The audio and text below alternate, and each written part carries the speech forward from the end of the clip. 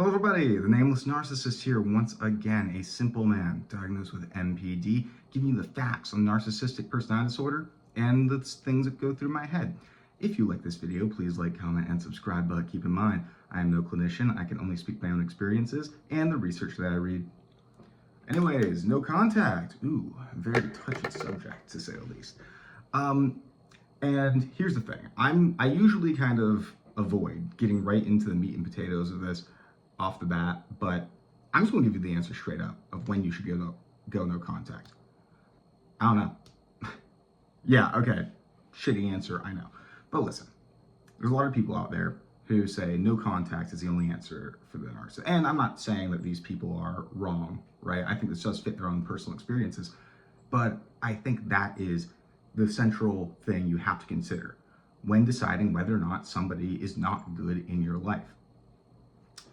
Like, that is such a personal decision for you to make.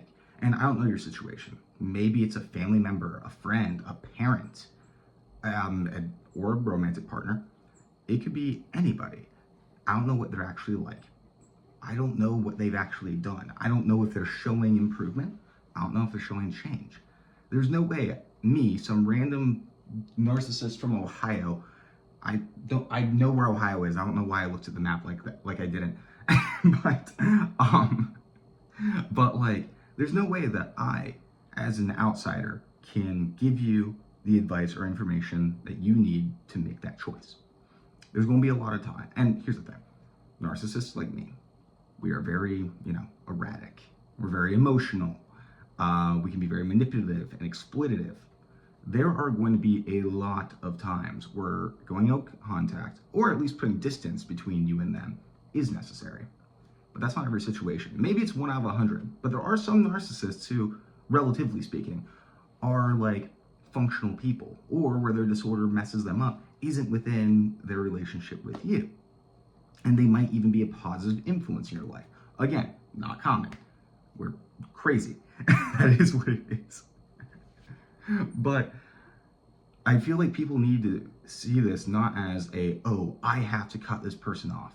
They need to view it as, I'm my own person, I know myself, I can make these decisions. That being said, you do have to know yourself. Because what it really comes down to is, how much are you willing to put up with? How much is too much?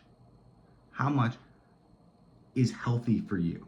How can you continue growing as a person given everything that you're going through, right? Because again, some narcissists will be kind of mild, and they won't have this huge damper on your mental health. But you have to know yourself well enough to be able to understand where that line is. Because I feel like a lot of people, when they have sometimes, I'm not saying everybody, but if they have like a codependent or kind of a savior complex or something like that, they will put up with way more than they should, right? So you have to really look in yourself and know, how much of this is good for me? How much can I deal with and feel good about myself going forward? That's my opinion, at least. This was brought up recently because I had a friend who cut me off. I swear to God, you guys get the same story every fucking time I make a video. It's like, yeah, this guy cut me off. It's like, yeah, per usual. Anyways, but it kind of took me off guard. And basically he messaged one of my best friends and kind of was like he made fun of, he said some heinous shit. This wasn't just me being a narcissist. Like, my buddy even is kind of like, what he said was out of line. I'm not going to get into the specifics, but basically I talked to him about it, and I was like, hey, some things you said, I don't think I can let go of. That was kind of wild. And he replied in a way that was, I respected a lot, where he was just kind of like, dude, I've been having mixed feelings about you for a while, and I just did it, and I didn't know, and I just needed to vent about it, etc., etc. I'm like, fair enough. That's the thing, is that also you have to remember that nobody owes a narcissist anything. My friend, though I think he was kind of a dick in this situation, I'm not gonna lie, he doesn't owe me anything. If he felt conflicted about even being in my life or having any sort of relationship with me, that's completely within his rights. And and you guys should be proud of me, because this is like the first time I haven't gone off on somebody and been like, you're betraying me. How dare you, after everything I did for you. It's like the first time I've handled this kind of well. But I was kind of like, fair enough. I am a difficult person to be around, and I know that some people can't handle it. Now, maybe that's not the right wording, but I know some people just don't, hell, maybe don't even want to handle it. That's the thing. That's why I hate this mindset of you have to go no contact, which, don't get me wrong.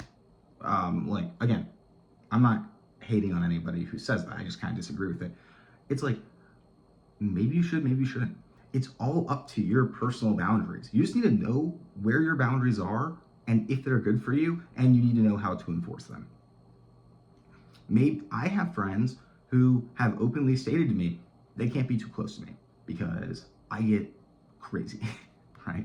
And I can be overwhelming. I dominate their life. But we can still have a decent relationship even at arm's length. Even if in some cases that's not what I wanted, right? And that's also completely valid. So I just keep coming back to this mindset of no contact. It's not the only answer, and it's a very personal decision to make. And I do feel like it's kind of thrown around frivolously. Like, people will be like, no contact is the only answer. I'm like, wow, what if somebody told you that about your mom or your sister or your dad or your friend or romantic partner? It's not easy. It's not an easy thing to commit to. And again, it's necessary sometimes. I 100% believe that. But like, kind of like this mindset of it's the only thing you can do. I don't agree with that. And maybe I'm being selfish here, honestly. I am a narcissist. Maybe I'm tricking you guys. I want you guys to leave me. Not actually. That'd be funny. I use my platform to be like, so in the future, my sources of supply will be more vulnerable. That's weird. Anyways, but yeah, like, I don't like kind of the mindset that we have about it. I don't think it's a healthy one, and I don't think this encourages real growth. Because even if you do go no contact, it does have this kind of connotation of, that person was horrible and wretched, etc., and that was the only problem. There's problems with you staying too, if you did have to go to the route of no contact. There's problems with why you attracted that kind, or why you were attracted to that kind of person, why you put up with what you did. There's always healing to be done on both sides. Like, healing and growing, never-ending processes. I always like to say that I am never the same person I was the day before, because I hope that I learned something from somebody every day. I mean, hell, I've had relationships, and I'm a narcissist, keep that in mind. I've had relationships that have been great and gone wonderfully. Maybe not for me, but I have ones that were at least how I was experiencing it and how they were experiencing it were healthy. There's a reason I'm friends with like quite a few of my exes. I wouldn't say friends, but like, we're on good terms.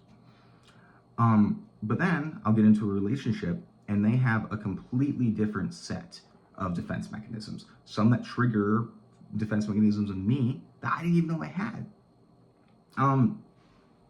For example, I was in one relationship and this girl had very circular thinking. Like, basically I'd say, hey, I'm not sure I agree with that. And she just repeat the same thing over and over again, just like my dad. It was my dad had OCD and he did that. I'm not sure if I can attribute it to his OCD, but he would do that a lot. And it like made something snap in me. And I lashed out, even though my last relationship before that was super healthy. And in my current relationship, I got into a argument with her, and what's the phrasing? Basically, she said something along the lines of like, oh, are you going to get mad? Huge trigger for me that I didn't know that I had, because my sister, and like I should have known this given my history, because my sister would try to provoke me into calling the cops on her when we get into arguments by like being like, oh, come on, hit me so I can call the cops on you. Or my mom would say similar things. Or once the cops did come and they did the same shit. But because nobody had done that in my prior relationships, I didn't know that was a trigger for me that I would just snap at. Every relationship is different. Every dynamic between people is different. Even if one person is being completely like wretched and horrible, I mean, they might be fine in another relationship purely because how you guys bounce off of each other. And again, this isn't even trying to, like, if somebody's like objectively abusive, I'm not trying to attribute blame to the victim, right? But relationships are complex. We have all these moving parts, all of our histories, all of our like childhood trauma that is coming up, and we barely know how to handle it because let's be real, none of us are adults. We're basically all kids. I mean, like metaphorically, I mean, like emotionally speaking, we're all fucking figuring it out. And none of us really do have it figured out. And even when you have everything in your life figured out, you could get into an interpersonal relationship where everything's different, where everything's turned on its head. And you won't even realize it until you're in it. Nobody's healing is ever done. And that's why I think and so, again, my real message is no contact is a personal choice. It's up to you. Don't get me wrong, I'm telling you that if you are in physical danger or being actively, emotionally, or verbally abused, obviously get out. But I'm just saying, if you're in a toxic relationship where your safety isn't immediately in danger, then there's nuance. And I'm not going to judge anybody for staying in a relationship. I'm not going to judge anybody for leaving a relationship. You could leave somebody over the stupidest fucking shit, and I'll be behind you because that was one of your boundaries. That's what you needed out of the relationship, and they were not willing to fulfill it. Why? You have no obligation to stay. That's my mindset.